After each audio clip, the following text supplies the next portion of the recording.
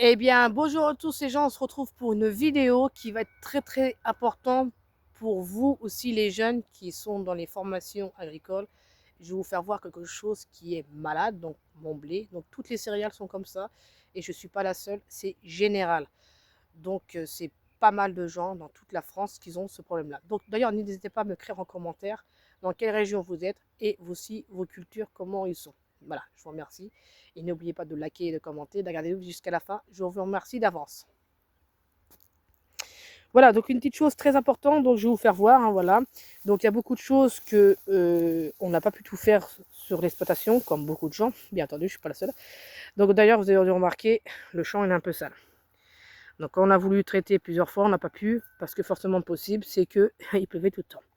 Donc après c'était trop frais, et puis après tout s'est développé, donc après quand c'est développé comme ça, vous ne pouvez plus rien faire, c'est trop tard. Donc le gros problème, il est là aussi. Après, il y a aussi, on a pu enfin faire les tournesols, et après ça s'est remis à la flotte, donc du coup on n'a pas pu faire les maïs derrière. Donc on a vraiment galéré quand de toute la longue, d'ailleurs je ne suis pas la seule, je le répète, on est nombreux. Donc moi voilà, donc mon calvaire aujourd'hui, ma fatigue, c'est que toute une année, pour vous faire de la bonne farine, pour vous faire du bon pain, on se retrouve avec du blé aujourd'hui qui est malade. Alors, donc je vais vous faire montrer, pour que vous voyez très bien donc là c'est un peu de l'agronomie hein, pour ceux, mais ça peut être intéressant pour ceux qui sont en école en agriculture, parce que c'est des choses que vous voyez avec vos profs. Donc, il faut savoir, donc ça sera une autre chose, je vous expliquerai après. Donc, il faut savoir que le blé, vous savez comme nous tous, hein, le blé il y a levé, après il va en talage, après il y a fin talage, premier nœud, deuxième nœud, etc. D'accord? Donc, pour ceux qui ne connaissent pas, je vous mettrai peut-être sur Facebook, si vous voulez, les stades, pour que vous compreniez mieux ce que je vous dis au jour d'aujourd'hui. Ne vous inquiétez pas, je ne vous mettrai pas à l'écart. Mais si vous n'avez pas compris, n'hésitez pas à me redire et n'hésitez pas à me rejoindre sur YouTube, sur Facebook. Et puis sur YouTube aussi. Voilà, donc, voilà, j'écarte un petit peu. Alors, quand vous voyez, donc là, voilà, vous voyez, c'est grillé. Donc là, le blé, il est malade. Donc en fait, la dernière feuille ne peut plus alimenter l'épi. Donc ça veut dire ça, qui sert d'ailleurs à vous faire la farine. Donc, comme c'est comme nous en tant qu'être humain, si on mange plus, si on est malade, on a un appétit et on n'a plus très faim. Enfin bref, vous savez ce que c'est. Donc on a un peu un appétit coupé. Et ben le blé c'est exactement pareil, toutes céréales, c'est vivant. C'est pour ça qu'on dit agronomie, c'est voilà. Donc en tant qu'agriculteur, on n'a pas que conduire, c'est aussi la santé des plantes, la santé des animaux. Donc c'est pour ça que dans notre métier, on touche vraiment à tout. Donc, du coup, donc je vais vous faire voir les épis. Donc on va rentrer au cœur du sujet. Donc je vous fais voir un petit peu. Donc là, je vous fais voir l'épi. Voilà. Et il y en a un qui, vous voyez, commence à être début. Vous voyez, commence à être début de la maladie. Donc, ça veut dire que quand il y aura la maladie, de toute façon, vous allez me dire, oui, mais il faut mettre des fongicides. C'est déjà fait. Donc, ceux qui vont me donner des sciences et des conseils, je vais être poli. Vous pouvez les mettre où je pense. J'ai déjà fait ce qu'il fallait faire. D'accord? D'ailleurs, ça va même me coûter cher cette histoire. Donc, c'est pour ça que je n'ai pas besoin de conseils, de quoi que ce soit. C'est la météo qui n'a pas joué le jeu. D'accord? Donc, voilà. Donc, quand vous avez mis les fongicides, donc ce qu'il va avoir, vous voyez là, ça s'appelle la fusariose. Donc, ça veut dire que ça, là, c'est le début de la fusariose. Et ça veut dire que quand on va récolter à la moisson le grain, vous verrez du blé, le grain il sera orange et un peu plat. C'est ça la fusariose. Donc, ça veut dire qu'il n'a pas mangé normalement. Donc là, je vais vous faire voir, j'ai enlevé un épi exprès. Vous voyez, le blé, il est malade. Vous voyez, je ne vous la vends pas. Donc, du coup, je vais vous faire montrer. Donc, vous voyez, ici, il est normal. D'accord? Et après, quand il a commencé à monter, et ben, la maladie s'est installée. Ça fait comme un cancer. Quand le cancer, s'il est pris à temps, tant mieux. Et puis s'il n'est pas pris à temps, bah, bien entendu, on passe à la trappe. Sauf que là, le problème, c'est que la fusariose, quand c'est déjà installé, c'est trop tard. Pourquoi? Parce que c'est l'humidité, les blés, ce n'est pas du riz. C'est une graminée qui aime bien tant d'eau, mais pas des excès. Donc ça veut dire que quand on a beaucoup d'eau qui tombe en excès, bah, le blé en fait c'est comme nous, si on tombe en excès, on n'est pas très en bonne forme. Hein. Voilà. Et bien eux c'est exactement pareil. Donc du coup, Et là, je vous fais voir. Voilà, je vais essayer de vous l'ouvrir. On voit que, tiens, celui-là, il n'y a rien. Donc, il y a des grains qui ont avorté. Il y a des grains, donc il est pourri. Il y a des grains qui ont plus rien. D'autres, celui-là, au-dessus, on va regarder ensemble. Attendez, parce que je n'ai qu'une main, parce que je suis avec mon téléphone. Voilà, je vais regarder avec vous. Donc, je vais l'ouvrir. Je suis en train de l'ouvrir avec mon nom. Regardez, dedans, il n'a plus grand-chose. Il est en train de pourrir aussi. Voilà, on le voit là. Donc, ça veut dire que, pour vous expliquer un petit peu le résumé, pour que vous compreniez mieux la situation, ça veut dire que ça, l'épi, déjà, n'est pas normal. Déjà, les épis, normalement, doivent être plus grandes. Donc, ça veut dire que les rendements, ils vont être en baisse. Donc, dit baisse, ça veut dire, bah, forcément, la trésorerie aura un petit problème, parce que, forcément, le but, c'est qu'on a des rendements. Donc, comme vous voyez, alors, je vais peut-être vous trouver une épi à peu près normale. J'ai dit à peu près, c'est celle-là. Vous voyez la taille? Teddy, arrête Teddy! Vous voyez la taille? Donc déjà, normalement elle est un peu plus haute. Mais bon, c'est pour vous donner une petite taille.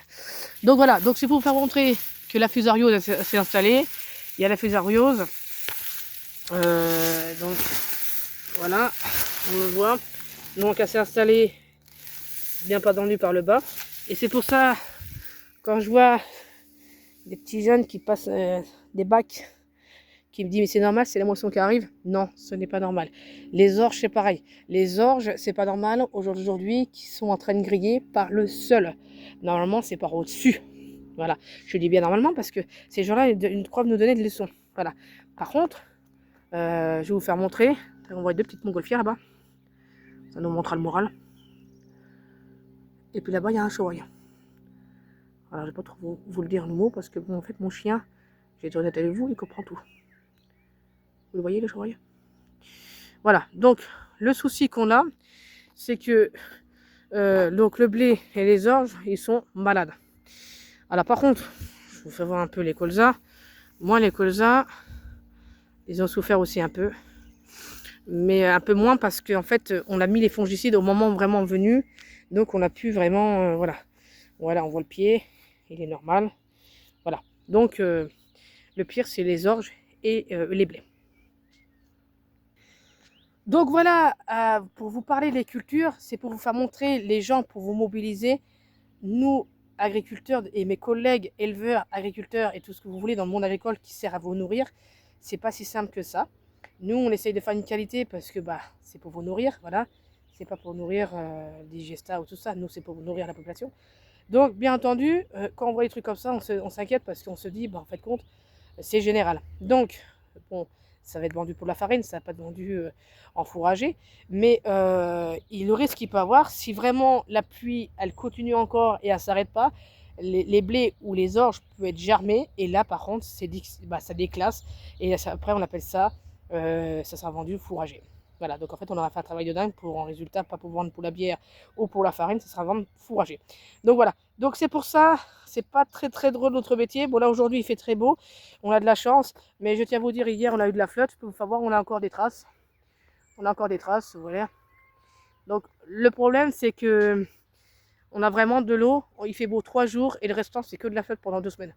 Il fait beau 3 jours, et le restant, c'est de la flotte. Et hier, je vais vous dire honnêtement, il faisait sombre, on voyait rien.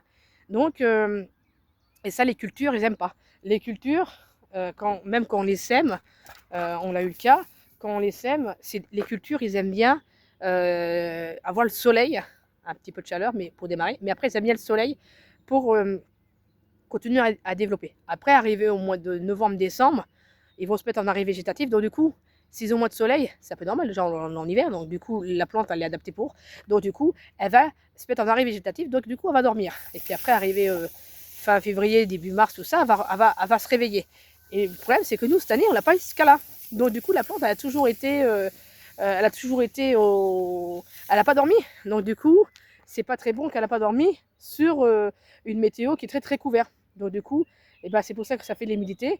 Et vous êtes beau à mettre des produits, ça sert à rien. Quand le mal il est fait, il est fait. Donc c'est pour ça, il faut savoir, c'est que on ne choisit pas ce qu'on fait. On essaye de faire au maximum. Voilà. Donc moi, donc il y a certains champs selon les dates de semis, ils sont moins prononcés que d'autres. Bon, ça, c'est un semis, j'ai fait un peu plus tôt. Donc, du coup, bah, on n'a pas pu intervenir là. Et par contre, les semis, j'ai vraiment semé en dernier avec les betteraves, si vous vous rappelez bien de ma vidéo. Donc, du coup, ils sont impactés, mais un peu moins. Alors, c'est pour ça. Vous allez dire, mais il y a les variétés. Non, là, c'est l'humidité. Je le répète, c'est l'humidité. Alors, si ceux, ils savent mieux que moi sur le terrain, bah, écoutez, j'ai pas les clés sur moi, mais prochaine fois, je vous donnerai les clés. Et puis, vous débrouillerez, j'irai la ferme. Puis, on verra qui sera plus malin. Donc, c'est pour ça, moi, j'ai envie de dire, il faut comprendre que chaque région est différente.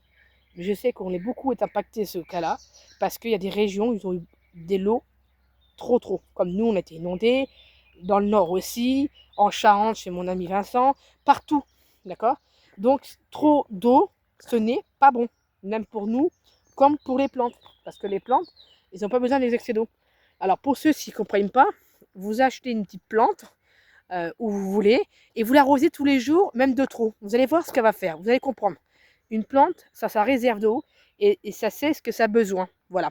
Donc moi, je connais pas seulement mon métier, donc j'ai pas besoin je tiens à le dire parce que les commentaires qui vont être en conseil, ça ne connaît pas ma structure, et ne connaît pas mon boulot, et surtout la météo que j'ai eue, ça va être du vite fait. Moi, je vous le dis. Voilà. Moi, à un moment donné, si on arrive à un moment donné, c'est bon. Les gens qui n'ont pas de ferme ni rien, puis qui veulent donner de leçons, c'est bon. D'accord? Voilà.